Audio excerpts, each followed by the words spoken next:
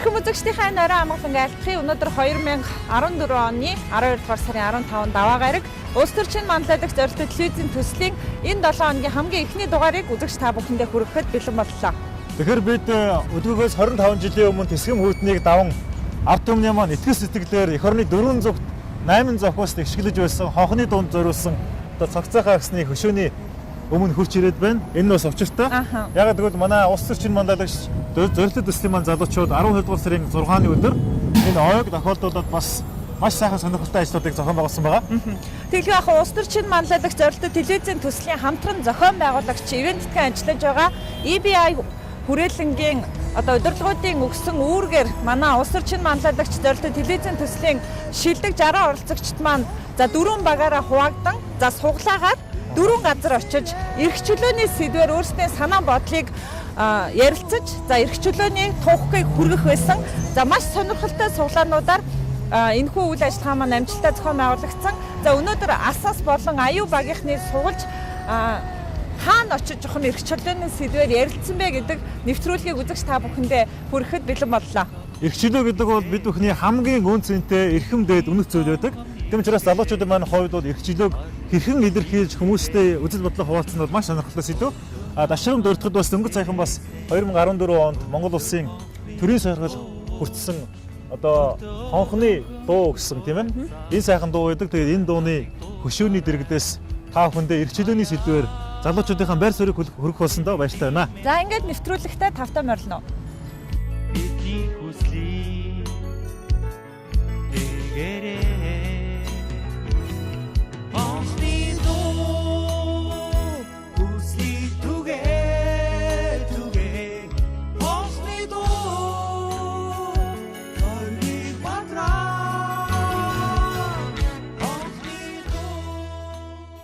Ерөнхий ивент тэтгэгч яг одоо яг эндээс Pepsi брэнд. Ивент тэтгэгч цэвэр агаарт эрүүл амьдарцгаая шин налайх хороолол. Ерөнхий ивент тэтгэгч хөгжилд хүргэх Монголын жигүүр Хүннүү Air. Ивент тэтгэгч дэлхийд танигдсан Монгол брэнд Говь.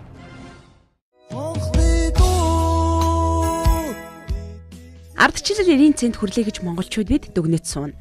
Одоогоос 25 жилийн тэртээ 1989 оны 12 дугаар сарын 6-ны өдөр санаа зорилго нэгдсэн залуус эвлэлдэн нэгдэж эрх чөлөөнийхөө төлөө жагсаж бүх ард түмний уриалан дуудснаар 1990 оны цагаан морин жилийн ардын хувьсгал өрнсөн түүхтэй.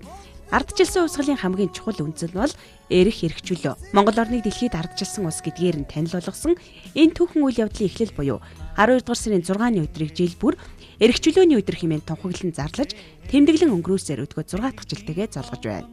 Улс төрд шинэ манлайлагч төслийн хамтран зохион байгуулагч EBI хүрээлэнгийн санаачлагаар энэхүү 6 дахь жилдээ тэмдэглэж байгаа эрх чөлөөний өдрийг тохиолдуулан төслийн багуудад эрх чөлөөний үнцний талаар олон нийтэд сурчлах даалгавар өгсөн юм. Эрх чөлөө гэдгийг хүн бүр адил мэдэрдэгч өөрөөр илэрхийлдэг. Тэгвэл манлайлагч залуус маань эрх чөлөөний үнцнийг хэрхэн илэрхийлж хэрхэн түгээснийг хамтдаа харъя. Өнөөдөр Асаас аюу баг эрх чөлөөний сэдвээр ярилцсан.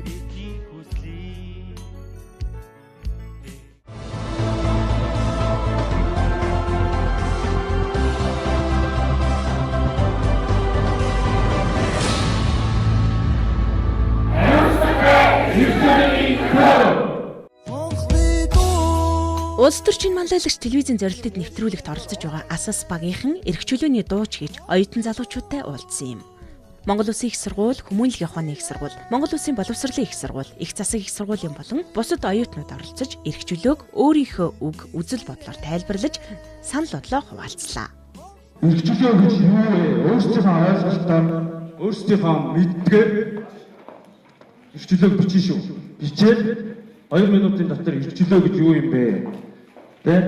Юу гэж ойлгосон? Тэрийг та бүхэн өөрсдийнхөө хүслээр бичээд цуглуулнаа.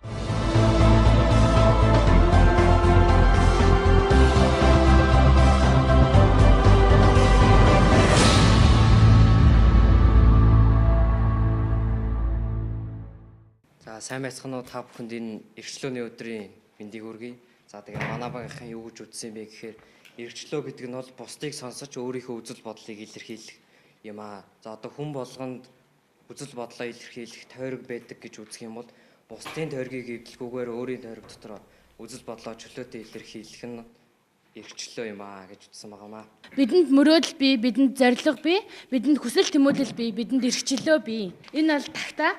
Тагтаа бол инх тайвны бэлэгдэл. Тэгээ инх тайван эх орн маань амар амгалан тэгээ эрхчлөөтэй байх болтой гэж зургаар илэрхийлсэн ба. Залуучууд бид эрхчлөөний дуу хоолой болохоор зөв чөлөөгөө зөв эзэлснээр зөв амьдралын эхлэл болно гэж үзээд иймэрхүү тугаар илэрхийлсэн байгаа. Юуны та бүхэнд энэ өдөр мэндийг хүргэе. За тэгэхээр манай баг болохоор эрхчлөөг болохоор бид нэр философитой нэг холбож тайлбарлая. Миний эрх бусдын эрхээр хязгаарлагдсан буюу бид эрхчлөөтэй бодож сэтгэж үйлддэг. Гэхдээ бусдыг хүндэтгнэ гэж эрхчлөөг авч үзсэн. Бид мөн эрхчлөөг энэ эх орны сайхан цэнхэр тэнгэрээр бид нар дүрсэлсэн. Яагад бол тэнгэр маань хязгааргүй мөн тэнгэрт одоо чөлөөтэй оршдог учраас бид нэр одоо энэ тэнгэрээр ингэж зөвлөсөн. Эрхчлөө гэдэг нь өөрийн үзэл санааг чөлөөтэй хэлэх дуу хоолой юм аа гэж.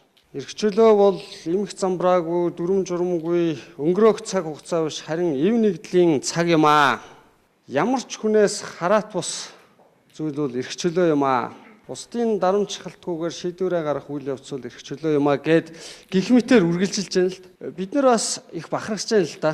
Өнөөдөр бид нар мууш руу зүгээр орж ирэл дурын ангийг сонгоод та бүхнийг оруулж ирсэн. Өмнө эрхчлөөний талаар ямар нэг бэлтгэл хийгээгүй, ямар нэг одоо зорьсон, бэлдүүлсэн зүйл байхгүй.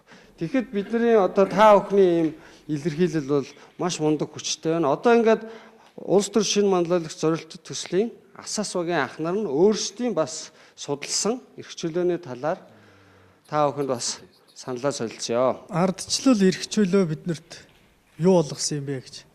Тэгэхээр би хүн нэгвэрт чөлөөт сонголт хийх боломжийг олгосон гэж би үзэж байна.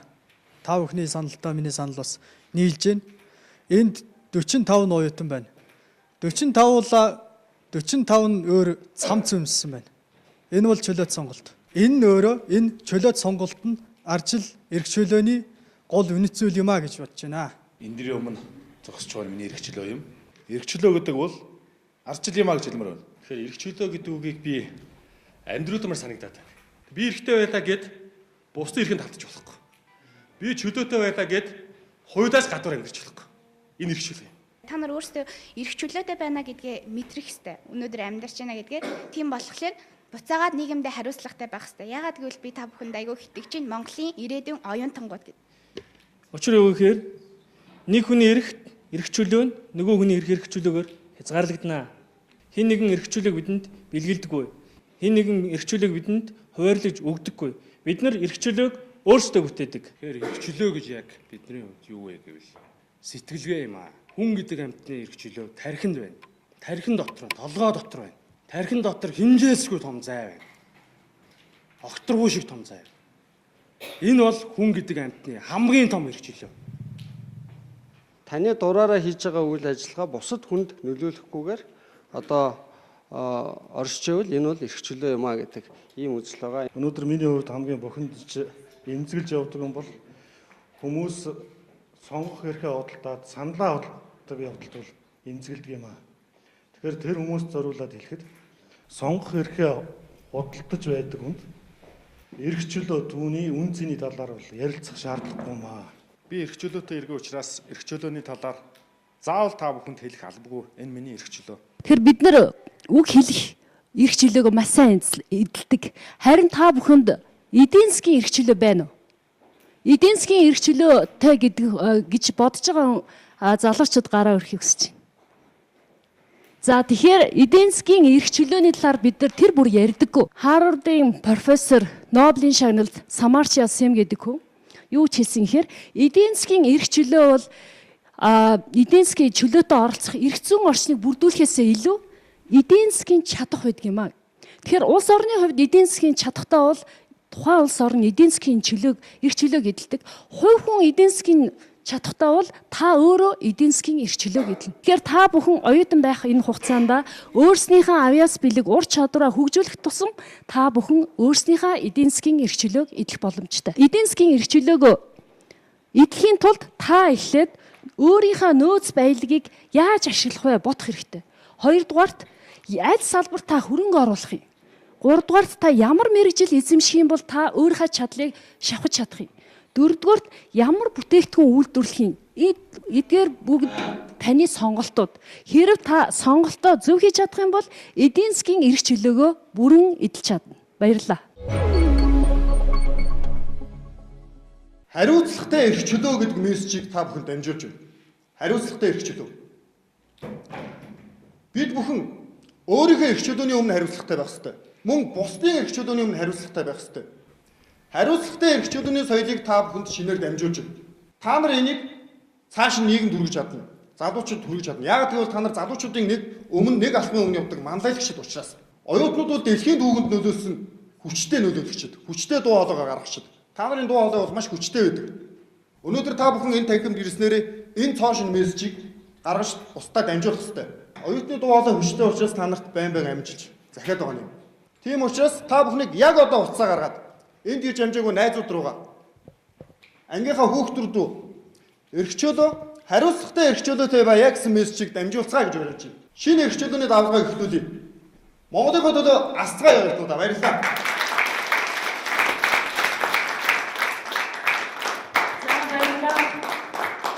Жамцдаа тэгэхээр манай Асас багийн гишүүд өөрснийхээ эрх чөлөөний талаарх үзэл бодлоо хуваалцсан. Тэгэхээр одоо бүгдээрээ дахин хилцүүлэг хийн. Саяныхаа энэ багаараа юуны тухай ярих вэ гэхээр үзэл санааны лидер болохын тулд та юу хийх вэ? Оюутан хүний зүгээс. За энэ дээр багаараа ажиллая. Тэгээ 5 минут өгье. 5 минутын хугацаанд та бүхэн үзэл санаагаа нэгтгэхийг урьж байна.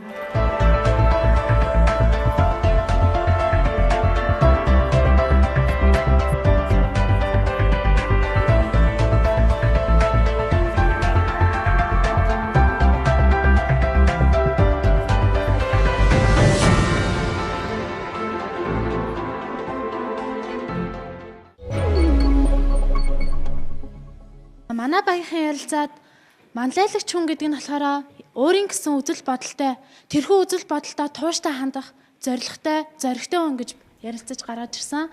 За тэгээд нийтэд хүлээж зөвшөөрөгдсөн байх шаардлагатай тэр хүн. Өөрөө дан ганц би манлайлагч гээд яваад байх биш. Бус хүмүүс ч гэсэн түүнийг хараад манлайлагч гэж боддог байх бодолтой байх хэрэгтэй гэж үзсэн. За тэгээд өөрийн гэсэн үзэл бодлоо зоригтой байхаас гадна бас бусдыг сонсох чадвартай байх хэрэгтэй гэж бодож байна. Тэр хүн өөрийнхөө манлайлагч гээд бусдыг хаях бус тэр хүний дагуулж чаддаг байх чадвартай хүнийг манлайлагч хүн гэж бодож байна. Манай багийн хувьд ярилцаад хүн болгон ингээд өөр бүлэгт хариалагдаад одоо байж идэг штэ гэр бүлийн хүрээлэл, найз нөхдийн хүрээлэл, сургууль соёл дээрээ гээд одоо өөр хүрээлэлд байдаг. Тэгэхээр нэг зорилгын төлөө тэр хүрээлэл болгон одоо нэг зорилгын төлөө нэгдсэн байдаг. Тэр зорилгыг хэн нэгдэж, хэн уриалж тэр баг байна, тэр найз нөхөд гэр бүл дотроо хэн илүү байна те. Тэр зорилгыг нэгтгэж чадж байгаа тэр хүн бол манлайлагч нь. Тэгээд бидний үзэл санааны лидер гэдэг нь болохоор зөв үзэл санаатай, зөв хүн, зөв манлайлалтай байх нь үзэл санааны лидер болохоо батлах юм аа гэдгийг тодорхойлсон байна. За манай багийн үзснээр бол үзэл санааны лидер нь би өөрөө гэж тодорхойлсон. Яагаад вэ гэхлээр за үзэл санааны лидер нь өөрөө байханд бол юу хэрэгтэй вэ гэдэг хүчин зүйлүүдийг илүү товтгож авч үзсэн байгаа. Энд нь болохоор хамгийн түрүүнд манлайлагч гэж авч үзсэн. Энэ нь болохоор мэдээж ингээд байгаа эргэн тойрныхоо хүмүүсүүдээс аливаа нэг ямар нэгэн зүйлээр илүү байж бас лидер болох эхлэний болов гэж үзсэн. Дараа нь хариуцлагатай. Мэдээж хариуцлагатай хүн бол амжилт гаргахад ойрхон байдаг. Эндээ бол мэдээж цагийг алт гэж авч үзэх хэрэгтэй. Мөн өөрийн үзэл санаанд үнж бат зохисдог. Ямарваа нэгэн сүрэг дайлт ирлээ гэхэд өөрийн үзэл санаанд бат зохисдог. Түүнийг хамгаалж чадах чадвартай байх хэрэгтэй гэж үзсэн. Дараа нь болохоор өөрийн гэсэн үнд зорилготой ямар ч өөрийн гэсэн зорилготой ээжээж амжилтанд хүрнэ. Мөн шинийг эрэлхийлдэг, санаачлагтай бүтээлж, эндээ санаачлагтай бүтээлж ажилласаг ээжээж шинийг эрэлхийлдэг ээжээж лидер нь олно гэж үзсэн. Манай баг болохоор Сион гэдэг нэртэй баг байгаа. Сэтгэл итгэл оюунаараа нэгдээ. Тэгээ манай баг бол нийгэмд хэрэгцээтэй байгаа тэр тодорхой орон зайг нөхөж гол цэгийг нь болоод нөхөж өгөхийг бол үзэл санааны лидер гэж үзэж байгаа. Тэгэхэд бол оюутнууд бид нар юу хийх вэ гэхээр одоо орчин үед энэ нийгэмд хэрэгцээтэй байгаа зүйлийг бид нар өөрсдөө нөхөж өгөх болно гэж үзэж байна. За дөрвөн багийн гишүүддээ баярлалаа. Тэгэхээр энэ өнөөдрийн эрх чөлөөний өнгө гэдэг арга хэмжээг EBI хүрээлэнтэй хамтран зохион байгуулж байгаа. Тэгээ энэ EBI хүрээлэнгээс төлөөлж дэд захирал анх хоёр хүрэлцэн ирсэн байна. Тэгэхээр анх хоёрыгаа бас эрх чөлөөний талаар өөрийнхөө үзэл бодлыг хуваалцахыг урьж байна. Хүн болгон нэг альва зүйлийг харах өнцөг янз бүр байдаг. Одоо тухайлбал энэ утсыг хүн болгон тал талаас нь өөр байгаа шүү дээ. Эндээс харах өнцөг нь өөр, эндээс харах өнцөг нь өөр. Эрх чөлөөг бол янз бүрээр тайлбарлаж болдог. UBS-лээс зохион байгуулж байгаа зорилт төвлөрөлт оролцож байгаа асаа багийнхан бол их сайн бэлдсэн байна. Би өвдөө бас харж байна. Бас нөгөө 3 баг руугаа би ч гэсэн ерөөхдөө бас сая мессеж үчээд холбоо тогтоолоо бас л дор дороо сайн явж байна. Надад эндээс нэг зүйл нь юу нэ сайн санагдаж байгааг бол хүмүүсийг өнөөдөр болохоор эрх чөлөө гэд энэ дээр нэг нөхөр гараад үг яриад лекц унших биш. Хүн болгоно гэж оролцуулаад хүн болгоно гэж өөрийнхөө ямар нэг байдлаар оролцоог хангана гэдэг бол энэ эрх чөлөөний хэлбэр мөн шүү дээ. Хэдэн нөхдийг суулгачаал урд нь гараа ярих бол энэ бас харьцангуй ойлголт.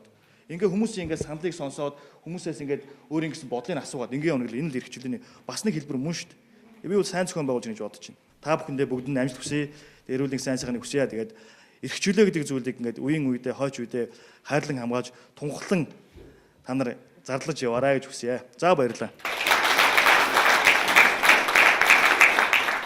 За өнөөдрийн арга хэмжээ бол та эрх чөлөөтэй юу? Таны эрх чөлөө хязгаарлагдаж байна уу? Эрх чөлөөг та юу гэж бодож байна? Үзэл санааны лидер болохын тулд юу хийх ёстой вэ гэдэг олон зүйлийг бид нар хэлцүүлэх хэлбэрээр явуулсан. Тэгэхээр одоо бүгдээ энэ арга хэмжээг дүгнэх зорилгоор өөрснийхөө үзэл бодлыг хуваалцах ийм сайхан боломжийг та бүхэнд олгож байна. Тэгэхээр саяны энэ 4 багаас 5-аас 6 хүн гарч ирж тэм зоригтой эрх чөлөөгөө илэх гэсэн ийм баг болгоноос 5-аас 6 хүн гарч ирэхийг урьж байна. За энэ эрх чөлөөний тойрог хичээ те. За эрх чөлөөний тойрог 5 хүн гарч ирэх. Эрх чөлөө бол хүнд олгогдсон баялаг. Хүн бүрт олгогдсон баялаг. За би шийдлээ. Эрх чөлөө бол үзэл санааны лидер.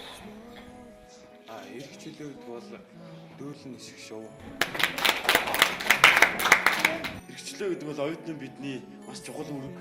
Тэгээд биднэргүйгээд эрх чөлөө бол багаан дутуухан байх юм байна гэж бодлоо. Эрх чөлөө бол процесс юм аа гэж.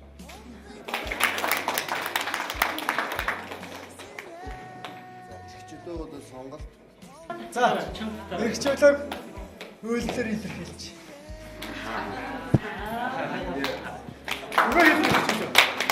Миний бодлоор эрх чөлөө гэдэг нь хүн болгонд байдаг. Гэхдээ харагддаггүй, баригддаггүй тийм зүйл юм аа.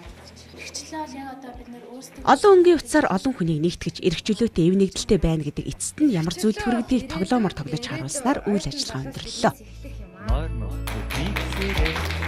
Ингээд бүгдээрээ хамтдаа эрх чөлөөний өдрийг одоо цугтаа айгүй happy, ажралтай сайхан нэмсгэлсэн одоо энэ арга хэмжээгээр өндөрлөж байгааг баяртай байна.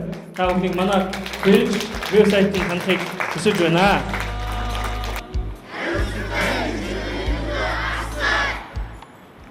Мэдээллийн хамтран ажиллагч өглөөний сонин үндснийхэр хашхыг хамгаална.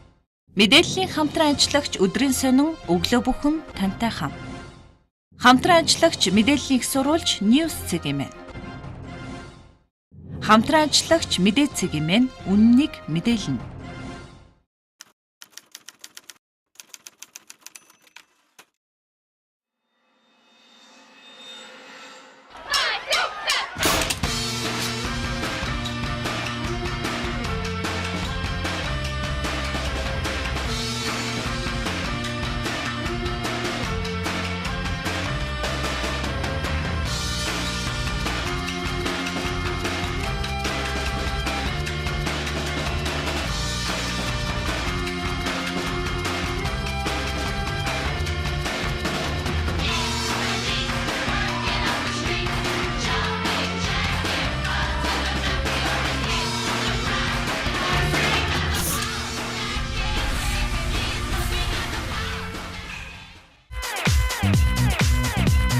Мөнгөд өшөх байгалийн мөнгө. Намруулийн шин загварууд худалдаанд гарлаа.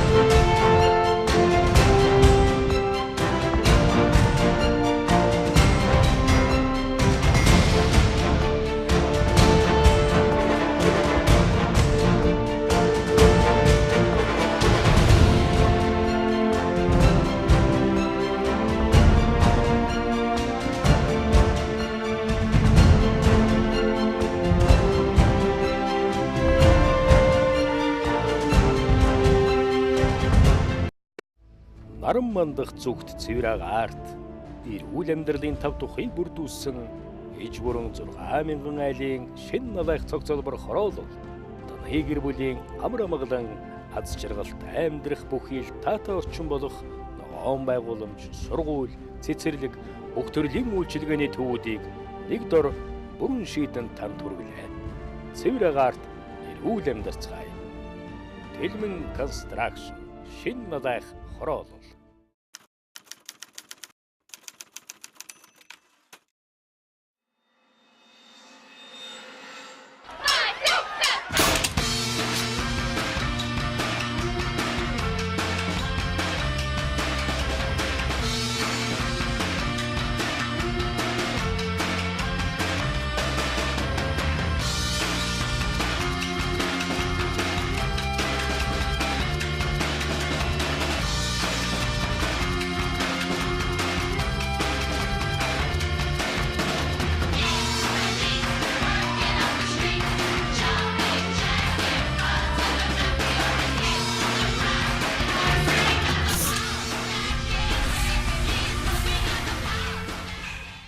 Ерөнхий ивент тэтгэгч яг одоо яг эндээс Pepsi брэнд.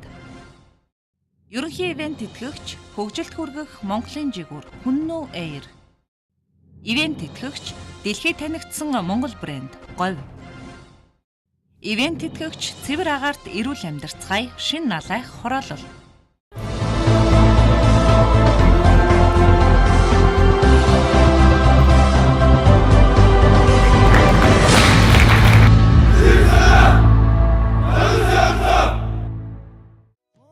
Аюубог суулсан суглаа ёсоор цэргийн ангийг зорьсон юм. Хүндэт харуулын тэг 32 дугаар ангид очиж цэргийн албан хаагчид болоод Итүүгэн дээд сургуулийн оюутнуудтай хамтран эрх чөлөөний тухай асуудлыг хүндээ ярилцлаа. Эрх чөлөө гэдгийг хамгаалж инхий манаа зогсож байгаа. Цэрэг эрсдээ ирээдүйн эмч нар маань талархлаа илэрхийлж бэлэг солилцсон нь содон үйл ажиллагаа байлаа. За ингээд та бүхэн чинь сэтгэлгээ баярлалаа гэдэг талархлын үгтэй яасан бэ? Жихондоо хоорондоо солилцсон уу?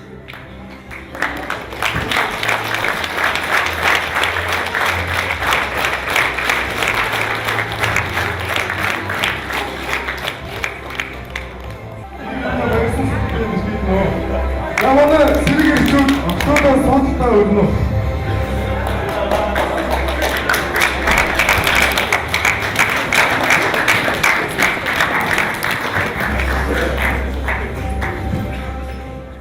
Сайцгаана та бүхэнд өнөөдрийн мэндийг хүргье. Тэгэхээр өнөөдрийн удирдлагын ач холбогдлыг бид нар бүгдээрээ маш сайн ойлгож байгаа.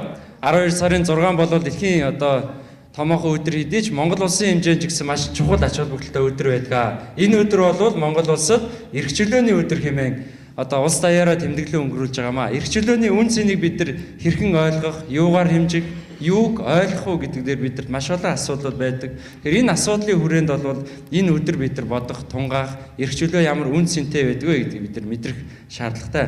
Тэгэд ингээд үзэх юм бол бид нар бол энэ эрх чөлөө гэдэг ойлголт хэн нэгэн зүгээр хүний асуудал биш, зөвхөн нэг хүн эрх чөлөөг хамгаалдаг биш, нэг хэсэг хүн хамгаалдаг биш. Нийт монголоороо нийт ард иргэд бүгдээрээ энэ эрх чөлөөний тухай ойлголтыг бол нэг зүг харах нь бол бидний хувьд бол их чухал юм байна гэдгийг бол бид нар харсан юм аа. Тэгэхээр та бүхэнд бол энэ танхимд байгаа нийт залуучууд, нийт цэргийн албан хаагчид, UBS телевизийн хамт олон хүндэт зочид та бүхэнд эрх чөлөөний өдрийн энэ өдрийн мэндийг өөдөд нүргэн дэвшүүлье. Баярлалаа та бүхэнд. За тэгээд өнөөдөр бол эрх чөлөөгөр хэдүүлэн хамтдаа амьсгалж, хамтдаа үзэл бодлоо уралдуулж, хамтдаа эрх чөлөөний тухай ойлголтыг гарах байгаа. За тэгээд эрх чөлөө гэдэг үгийг маань энэ агуу сайхан өдрийг маань бас ойлгуулгаар нэгэн түүхэн домогт хүнийг авчирсан байгаа. За үүний өмнө та бүхэнд нэг бичлэг үзүүлье.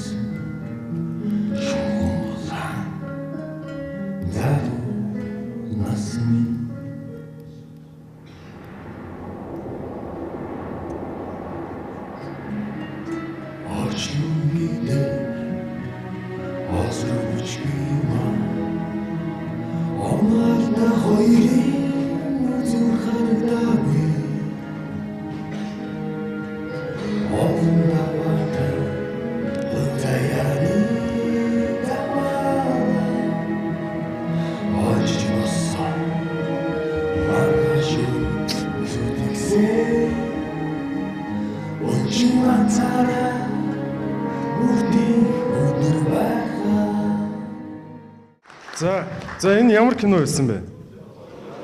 За тийм ээ, энэ бол бодлын булгаж гэдэг кино байсан. За энэ киног маань бодит хүний амьдралаас бол сэдвэлэн бүтээсэн байгаа. Тэгэхээр энэ хүн маань өөрөө эрхчлөө гэдэг зүйлийг бүх биеэрээ мэдрээд туулаад тэр бүхнийг даван туулж явсан тийм хүн байгаа. За тэгээ энэ хүн бол ганц үг ах маань агмаа. Тэгээ таныг тайзнаа урьж байна.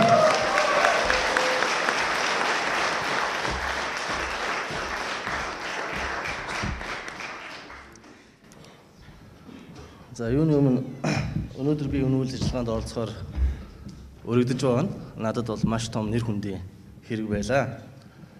Надаас зарим хүмүүс эрхчлөө гэж яг юу юм бэ? Та эрхчлөөг юу гэж боддог вэ гэж надаас асуудаг. Ихэвчлэн сэтгүүлч нар асуудаг л да. Тэгээс миний ойр дотны найз нар гэсэн эрхчлөөний тухай асуудаг. 12 сарын 6-ны өдөр дэлхийн нийт эрхчлөөний баяр өдөр байгаа. Гэлээ гэхдээ энийг та бүхэнд анхааруулъя. Хувь хүн бүхэнд эрхчлөө гэдэг маш чухал зүйл байдаг. Ажил төрөл амьдрал ах гэдэг бүх зүйл 13 тэгж биш билээ гэсэн хүмүүс бидний амьдрал мартагдчихгүй. Тэр аз жаргалтай үе бол бидний амьдралын хамгийн чухал зүйл эрхчлөө байдаг. Эрхчлөө гэдэг бол агуу хязгааргүй үн цэнтэй зүйл юм аа. Өөрөөр хэлэх юм бол цэвэр агаар зингийг услуугаа адилхан гэж. Эрхчлөөний үн цэнийг мэдэрч ойлгож ухаарсан хүн бол түүнийгээ дахин алдахгүй хичээж тэр агуу эрхчлөөгээ хайрлаж, тэрнийг хүндэлж, амьдралдаа тэрийг өдөр тутам ухамсарлаж амьдрах тэр зүйлийг би эрхчлөө гэж дүгнэнэ. Харин энийг ойлгож мэдэж ухаарч чадаагүй хүн бол эрхчлөө гэдэг бол зүгээр л нэг хоосон үг төд юм. Миний хувьд бол 1995, 94-өөс 95 би 22 настай байсан. Монгол Улсын үндэсний их сургуулийг төгсөөд би нэгэн зүйлийг судалсан нөхөө Америк Эрдэнэт Roy Chapman Andrews гэдэг хүн байсан. Энэ хүн болохоор 2025 богдхан төвийн түүхэд Монгол Улсад орж ирээд бидний үндэсний баялаг гэж хэлж болохоор хөрсөнд орсон маш олон палеонтологийн олдруудыг олоод 60-70 жилийн өмнө амьдарч ирсэн өлөг гурвал, динозавр, хэрс тэдний чулууцаас палеонтологийн олдруудыг олоод өнөөдөр Америкийн дэлхийн алдартай байгалийн түүхийн музей ихэнх тэмхийг олж байгаа энэ музей бол манай Монголын үндэсний байлгаас олдсон олдрууд байдаг. Гэтэл энэ хүний Монголын засгийн газар Монгол хүний эрхчлөөнд, Монгол хүний тусгаар тогтол, Монгол хүний үндэсний баялагтай хийсэн гэрээ нь юу байсан бэ гэхэд юуч байгааг хоосон байсан. Тэгвэл өнөөдөр бид эрхчлөөгөө бид нар тунхаглах ёстой. Бид эрхчлөөгөө идэлхээр бид нар сонгогдсон ард түмэн. Учир нь та эрхчлөөгөө идэлхээр Бурханаас бүтээгдсэн. Харин Бурхан биднээс өгсөн тэр эрхчлөөг бид нар хараахан бидлээ идэлж хэрэгжилж чаддаггүй байгаа. Яагаад бид нар их гүрний өмнө харанхуй бүдүүлгээрээ дуудуулах гэж? Яагаад их гүрний дүнд бид нар боловсрол мэдлэггүйгээрээ дуудуулах гэж? Яагаад бид нар боловсролж мэдэж чадах эх орны ирээдүй болж чадах залуучууд маань хөрөнгө мөнгөгөөс олж дэлхийн шилдэг улс хөгжил улс орнтой газруудаас бид нар боловсрол эзэмшиж болж чаддаггүй юм бэ? Яг энийг би 22 настайдаас идэж энэ зүйлийг хийсэн боловч тухайн үеийн алдаанаас болоод дэндүү их мөнгө гарт минь орж ирсэнээс болоод амьдралыг тэр ангийг бас ялгаж салгаж харж чадахгүй байсан бага насныхаа алдаанаас болоод би энэ бүхэнд хазгаа гिचсэн маань үнэн. Гэлээхт энэ маш олон залуучуудад сургамж болоосоо гэж би хүсдэг. Та бусдыг өөртөө яаж хандаасаа гэж хүснэ? Та тэр хүнтэй тиймхүү хандахын тулд та өөрийнхөө эрхчлөөг хамгаалахын тулд та бас бусдын эрхчлөөг хүндлэх ёстой болно л гэсэн. Энэ бол гарцаагүй үнэн. Таны амьдрал сайн ч вэ, муу ч вэ, яг одоо таны байгаа газар таны гаргасан сонголт, таны гаргасан шийдвэр таны эрхчлөөний үнц юм. Энэ өөрийгөө илэрхийлэх эрхчлөө бүрэн төгс илэрхийлж чадахгүй байгаа олон хүмүүсийн үйлдэлүүдээс бид нар илэрхийлж болно. Бид нар эрхчлөөний хүмүүс шийдвэр гаргадаг. Шийдвэрийн сонголтыг дагуулж байдаг. Буруу цаг шийдвэр гаргах нь бид нар сүрлийг авчирдаг. Зөв цаг шийдвэр гаргах нь бидэд алдаа дагуулж идэг. Харин буруу цаг зөв шийдвэр гаргах нь бидэд үр дүнгүй байдаг бол харин зөв цаг зөв шийдвэр гаргах нь бидэд амжилт байдаг бол эрхчлөлийн үнцнийг бас тодорхойлж чадчихдаг. Эрхчлөө бидний амьдралын өдөр хоног тутам цаг мөч тутамд гэр бүлээс минь эхэлж бидний тодорхойлж идэг зүйлийн хамгийн эрхэм зүйлийг бас үндэс нь болж чадчихдаг. Харин та тэр эрхчлөөд зөвөр тунхаглаж зөвөр илэрхийлж чадах юм бол та амжилтанд хүрч чадна. Хэрвээ та эрхчлөөгөө буруугаар ашиглах юм бол та тэр эрхчлөөгөө бусдын гарт алдах болно гэсэн. Би эрхчлөөгөө буруугаар ашигласан. Буруугаар ашигласан залуу насны минь алдаа найз нөхдөд буруу сонссны гачлан өөрийн хөнгөн эсвэр зангийн харгаагаар би амьдралынхаа 14 жил 8 сарыг би Монголын хамгийн чанга эрдэнэтэй хор хангад ял хэлж өнгөрсөн. Эрхчлөө гэдэг бол юу юм бэ гэхэд би тэр үед л ойлгож ухаарсан. Хичээлээ тасалчаад хичээлдээ очих дургу байхдаа багшаас айжсэн тэр айдас багштай зэмлүүлээд өнгөрөөд за хайг ард өнгөрлөө гэжсэн эрхчлөө. Ээж минь гэрээ цэвэрлчээр ихэд гэрээ цэвэрлж чадаагүйсэн. Орой нэрээ зургт үзэх ирэхгүй болчоод маргааш нь зургтаа үзэж байхдаа эрхчлөг амсчихсан тэр амсалтын дэргэд жинхэнэ эрхчлөө гэж юу юм бэ гэхээр зэрэг цэвэр агаар цэнгэг услуугаа адил бидний хязгааргүй тэр үн цэнтэй зүйл бол залуу нас байдаг. Бид эрхчлөөг алдах үед ганцхан та залуу насаа биш. Бид эрхчлөөг алдах үед хүсэл мөрөөдлөө гэр бүл өөрийнхөө хамгийн нандин бүхнээ алддаг. Тэр бүхэн салхинд хийж алах үед та бидний эрхчлөө ямар их харамсмаар, харамлмаар, хайрламаар, багтмаар их үн цэнтэй зүйл байдгийг мэдгийг бид ухаарч ойлгох болдгоо. Надад энэ үг таалагддаг юм. Дуглас Лавсон гэдэг хүний номыг унших дуртай. Хэрвээ чи нэг цаг аз жаргалтай байхыг хүсвэл дуг хий гинэ. Хэрвээ чи нэг цаг аз жаргалтай байхыг хүсвэл дуг хий. Хэрвээ чи нэг өдрийн турш аз жаргалтай байхыг хүсвэл чи загасчлаарай гинэ. Харин хэрвээ чи нэг жилийн турш аз жаргалтай байхыг хүсвэл хөрөнгөвөл, харин хэрвээ чи бүх амьдралынхаа туршид аз жаргалтай байхыг хүсвэл хин нэгэн залууг эрхчлөөнд хүрэхтэн тэнд туслаарай гэсэн. Гайхалтай. Би залуучдаа та эрхчлөөнд хүрэсэй гэж хүсэж байна. Та жинхэнэ эрхчлөөг хайж байна. Тэгвэл би танд хэлье. Жинхэнэ эрхчлөө бол та бусдын эрхчлөө хүндлснээр өөрийнхөө үнцнийг тодорхойлох тэр эрхчлөөг бий хэлнэ. Баярлалаа.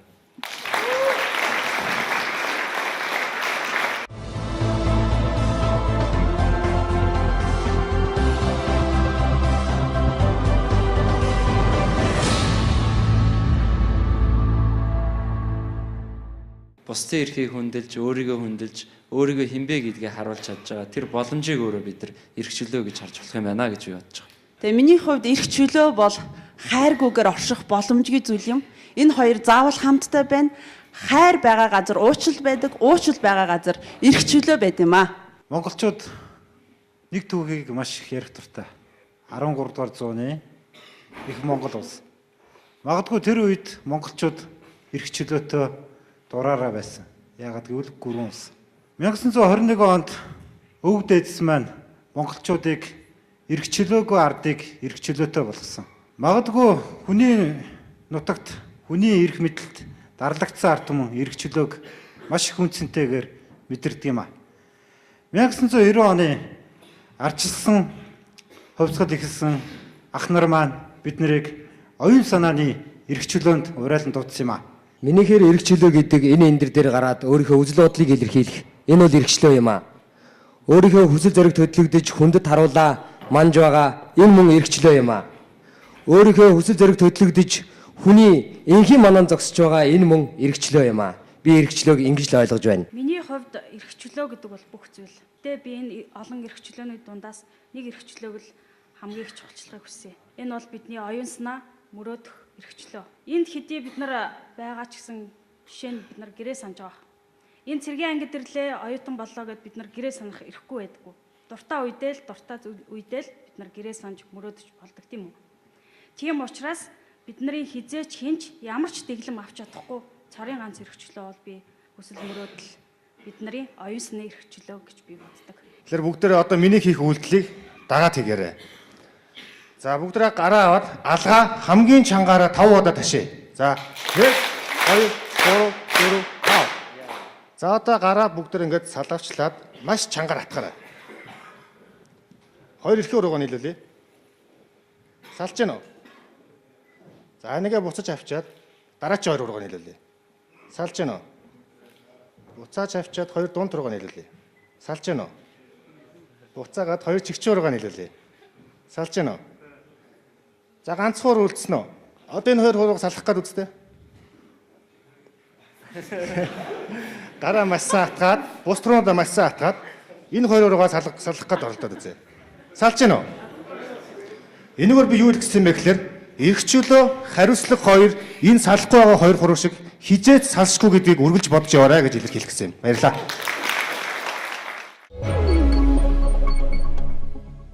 За ингээд 5 зэргийнхаа төлөөллийг хайзнаа урьж байна. Задрагч үйлснээс цацран унах цасан ширхэгч хамгийн том эрхчлөө. Эрхчлөөний хэлбэр төрсийг эднээс эхэлдэгт би итгэнэм. Ингэж бодох минь эрхчлөө юм. Давтагдах айсгүй мөнхийн будраанд дарагдан зогсох минь мөн л эрхчлөө. Дүрсэн өвдөж дүрээ мөнхлөвч оюун санаа мөнхийн урсгалж эрхчлөө. Ингэж бичих минь бас мөн л эрхчлөө. Эрхчлөө гэж юу вэ гэвэл эгэл хорвоод манцуудан ирж ижээ тандан ирж түнж эцгийн харин бүтгэн үлгийдүүлж эгэлхэн амьдралаа жаргахыг хэлнэ.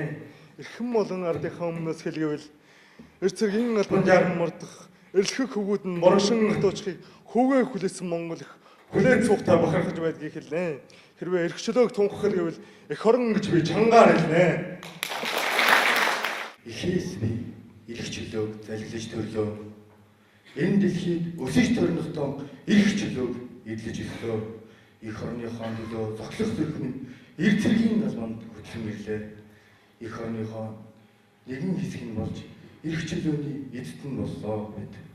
Эцэг өвгдийн нь бидэнд бүтээсэн эрх чөлөө эзэн юм шиг хамгаалах үүрэгтэй эр цэргээ бид.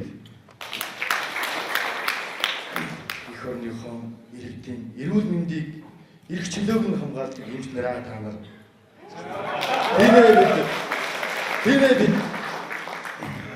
Тийм эрх чөлөөд орны иргэдээ. Эрх чөлөө.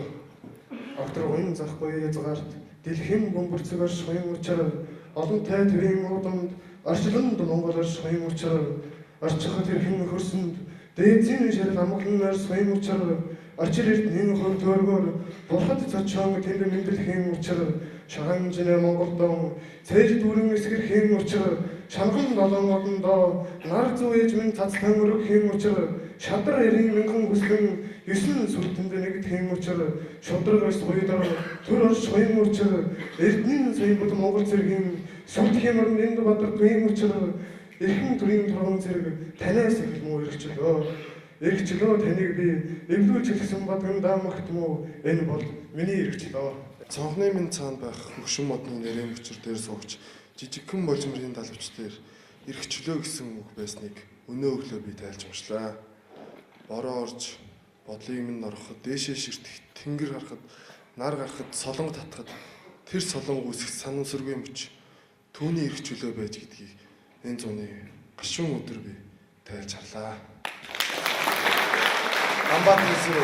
Тэгэхээр энэ 5 залуугаас хэдүүлээ шагнаад нэг шагнал довчгоон бидний бас чин сэтгэлийн нэг тийм хөөрхөн шагналаа гэж бодож байна. За өөрсдийнхөө хайртай хүмүүсийг бодож жагаад ийшээ шууд залгаж таньда хайртай шүү гэдэг үгийг хэлэх байгаа.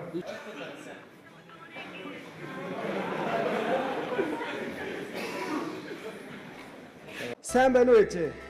За та хоёртоо маш их хайртай шүү гэж хэлэх гээд залгаж байна. Хүн цэргийн албанд албаа сайн гүйцэтгэж байж байна. Оо ямар сайн. За. Матрах мэт доо. Үгүй. Энд нэвтрүүлэг ороо юу? Оо ямар гоё. Хаана вэ? Ангийн хашаа тасроо. Оо ямар сайн. Ээжээ.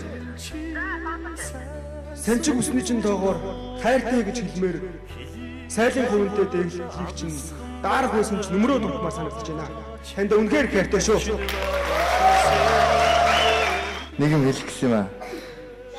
Хайртай шүү гэж. Энэ хорвооднод охинтой болож ирсэн хамгийн том бэлэг чинь шүү. Хайртай шүү. Аав. Миний амьд бурхан танд хайртай шүү.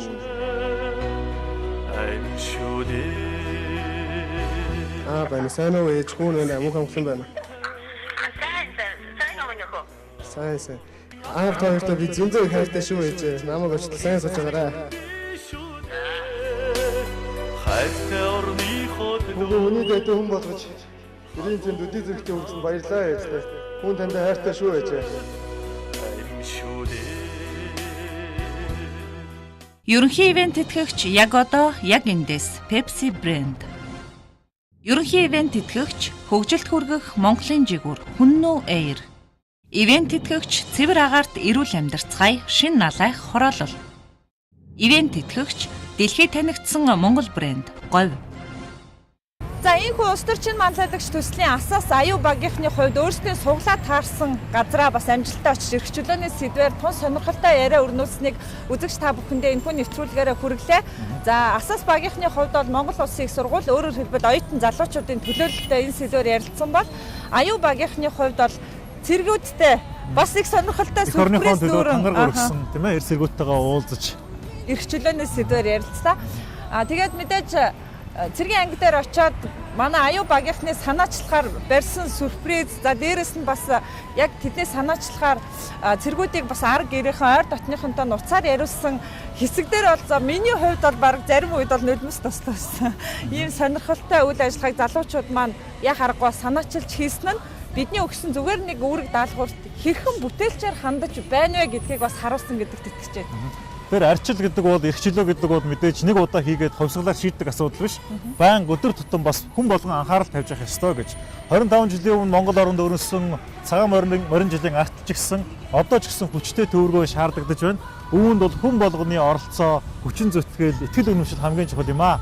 За ингээд хөл өнөөдрийнхөө нэвтрүүлгийг өндөрлөе. За тэгээ өнөөдөр нэвтрүүлгээ хүлээн авч үзсэн үзэгч та бүхэндээ баярлалаа. Маргааш манай нэвтрүүлэг маань мэдээж шинэ ялалт болон хорт багийнхны эрх чөлөөний сэдвээр хэрхэн аялсан бэ гэдгийг үзэгч та бүхэндээ хүргэх болно. Үзэгч та бүхэн сайхан амраарай. Баяртай үзэгч. Баяртай.